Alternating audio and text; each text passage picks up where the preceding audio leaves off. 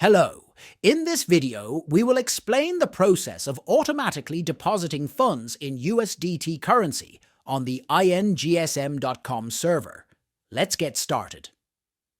First, click on Add Funds Plus. Choose your payment method and select the BEP20 gateway.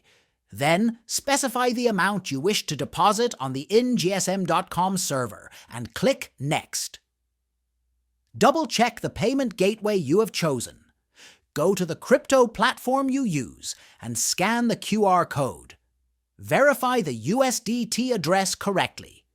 Choose the network you want to send the funds through, BEP20, and make sure of the amount you want to send, which is the net amount without commission and platform fee.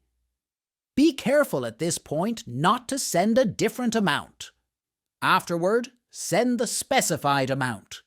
The funds will be deposited automatically and directly into the INGSM.com server. The amount has been sent, and we wait for a short period for verification. Our payment will be confirmed within 3 to 4 minutes. The payment has been confirmed, and the funds have been automatically added to the wallet on the server.